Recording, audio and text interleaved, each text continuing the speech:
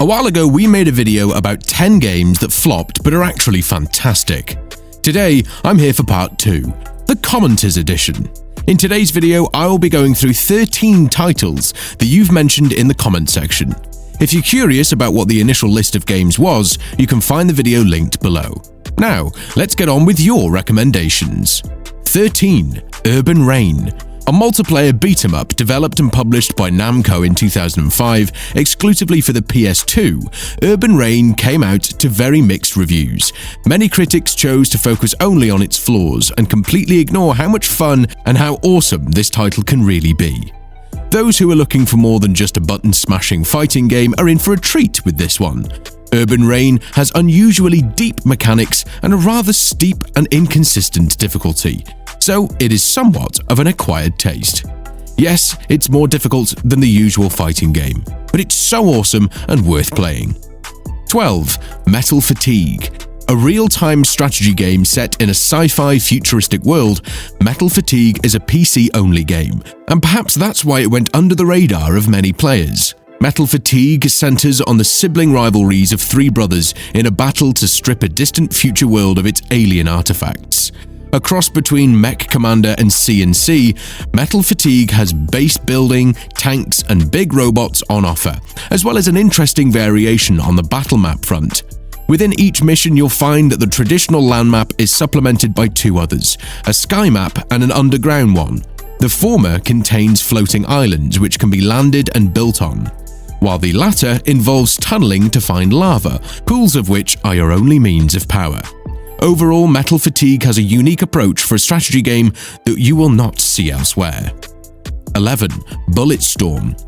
Developed by People Can Fly and Epic Games and published by Electronic Arts, or EA, Bulletstorm is a 2011 first-person shooter that was expected to perform just as well as Gears of War, if not even better. Unfortunately, the game never actually turned a profit for EA, despite getting quite some traction upon its release. Still, Bulletstorm is a great game, despite its sales numbers. The story is set in a futuristic world and follows Grayson Hunt, a former soldier who becomes a mercenary after being betrayed by his commanding officer, General Serrano. While upon its release, multiplayer was a bit all over the place, Bulletstorm shines as a single-player shooter. Despite some critics disliking its crass humor, it's got some real character and heart to it. 10. Psi-Ops, The Mindgate Conspiracy. A story-driven third-person shooter from 2004, this title may not have taken the world by storm, becoming overshadowed by other high-profile releases of the time, but it was a lot more influential than most folks give it credit for. In the game, players can take on the role of Nick Scryer, an amnesiac Psi-operative who finds himself infiltrating a terrorist organization comprised of brainwashed soldiers and other ex-Psi-operatives. While the story might sound a bit cliché for some, the mechanics are the real star of the show here, with simulated physics allowing for complex chain reactions involving object manipulation, flammable liquids, and even detailed ragdoll animations. The game's fluid third-person shooting is also ahead of its time, facilitating console controls without resorting to a completely automated aiming system, though it's largely overshadowed by the incredibly entertaining Psi powers. While none of your unlocked abilities are as useful as the initial telekinesis, there are hours of sadistic fun to be had setting bad guys on fire and spying on them through remote viewing. 9. Split Second. Belonging to a category I like to call games that killed their studios, Split Second is an amazing racing game that, unfortunately, was unsuccessful at bringing in sales. This was the last video game developed by BlackRock Studio before being closed by Disney in 2011. Split Second is an intense action racing game set within a reality television show. As a competitor, you have to do your best to be the first to the finish line in a made-for-TV city set. The game is incredibly fun, as you don't just collide with other vehicles to knock them back from the track, but you can also trigger devastating events that drastically alter the dynamics of the race. You use pinpoint timing to obliterate huge structures and towering TV set pieces to tactically alter the track or create entirely new routes, making Split Second more than just your run-of-the-mill racing game. 8. Blur. Yet another game that killed its studio, Blur is also a racing game, just like the previous entry.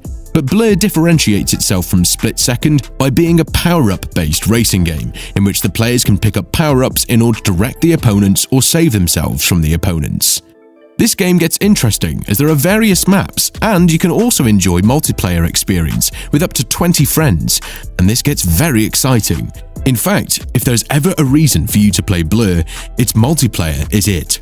Blur gets the nod simply because of its addictive ranking system and 20-player mayhem-filled racing. The servers are still up and running, and upon a short dive into Reddit, I've discovered that there are still plenty of players enjoying this game even today. 7. Sleeping Dogs. Despite the game selling over 1.5 million copies in its first month alone, Sleeping Dogs was unfortunately considered a failure by Square Enix, as they had higher sales expectations as usual. That doesn't make it a bad game at all, though. Think of it as a GTA set in Hong Kong with karate fights. It's got a pretty sizable open world with a decent number of side activities. It has got an action-packed noir story with great characters, a perfect mix of RPG elements with good gunplay, and a varied combat style. Sleeping Dogs still attracts many players to this day. And if you're enjoying this video so far, let me know by hitting that like button. 6. Hulk Ultimate Destruction. Developers Radical Entertainment saw so much potential when they did the movie-inspired version of The Incredible Hulk that they decided to do another one. But Hulk Ultimate Destruction is not a sequel so much as it is a revisiting of the legend. While you can run around and smash the crap out of things such as cars, lampposts, trees, and so on, there's some strategy to the gameplay. You can actually use some of the things that you destroy to help you. For example, you can use items such as a bus for a shield, or you can knock down a radio antenna and hurl it like a spear. You can create chaos as a giant green angry mutant, or be a diligent player and follow the missions and story. The choice is yours, but I personally recommend the chaos. That is the best part about the game. 5. Vanquish. Vanquish, the fourth title from the talented developers at Platinum Games, is an incredibly fast-paced title. It takes place on an orbital space station called Providence, which has been taken over by a Russian extremist group known as the Order of the Russian Star. This is a stylish, spectacular-looking game with great gunplay and some stunning set pieces. Although the game's story and character development pale in comparison to the action, you'll have a great time with Vanquish, from the in-game tutorial all the way to the ending credits. Even though the game can be difficult at times, players looking for highly entertaining shooters should look no further. Vanquish will keep you on the edge of your multi-thruster booster seat. 4. Spec Ops: The Line. A 2012 third-person shooter game, Spec Ops is yet another title that sold less than what developers hoped for, making it a failure from a financial point of view. From a gaming point of view, however, Spec Ops has great graphics that have held on pretty well. The environment design is absolutely stunning, especially in some of the chapters where you're on top of a tower in Dubai, looking down at a modern-day city, buried in sand. The characters and the story in general are well written, but I'm sure if you have heard of Spec Ops: The Line, you already know that. The story feels more real and gory than in other shooter games. It almost feels like a movie or a book. 3. Prey. Prey could have been a financial success for its developers, but even before launch it was destined to fail.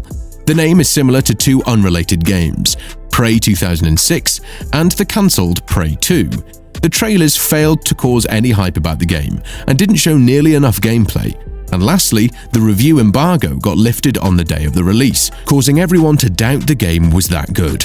Nowadays, when we look back at it, we realize that despite these shortcomings, Prey is an amazing game. It features a fantastic storyline with a well-executed plot twist, plenty of side quests, hours of audio logs on the transcribe, and a variety of readable content. Most importantly, it grants us a high level of freedom in completing missions and approaching objectives in our own way. 2. Kingdoms of Amalur Re-Reckoning. Kingdoms of Amalur: Re-Reckoning is a remaster and expansion of the original Kingdoms of Amalur: Reckoning. It was developed by Keiko and published by THQ Nordic. It's a massive, open-world RPG, but instead of your typical RPG combat, it plays like something out of the God of War franchise. You get all of your standard RPG skills and stats, along with fast-paced third-person action gameplay. The combat isn't quite as refined as something from the God of War game, but it's pretty close. Still, Re-Reckoning is definitely a very good action RPG. I don't think it got the credit it deserved when it came out. There's so much content, even without the DLCs, and every single line of dialogue is voice acted, and there are so many of them. Of course, by today's standards, it's lacking in traversal abilities, the open world isn't so open, etc., but given its age, it still holds up nonetheless. It is a fun game to lose yourself in a high fantasy setting with great lore and world building, and really fun combat, and just enough depth. 1. Marvel's Midnight Suns. Marvel's Midnight Suns is a tactics game in which you pick Marvel heroes and engage in turn-based, card-heavy battles against Hydra and whoever. It's also a game about cementing the friendships of a bunch of disparate, bickering super people who have been brought together by the threat of ancient evil and forced to live outside of time and space in a mysterious abbey. It's a blockbuster about the apocalypse, but it's also the story of a particularly taxing house share. Despite all the battle fun and the domestic side of things, Midnight Suns was a commercial flop for Take-Two. However, CEO Strauss Zelnick had expressed that despite its shortcomings, he hopes the critically praised Marvel title will have the same long tail with retailers as XCOM and Civilization. And on the bright side, developers continue to publish new updates and DLCs for the game, so there's still loads of fun to be had with this title, even today. But what other games do you know of that have been a commercial flop but are still amazing? Let me know your favorites in the comments section below. And if you enjoy gaming content, be sure to check out our other videos linked on screen.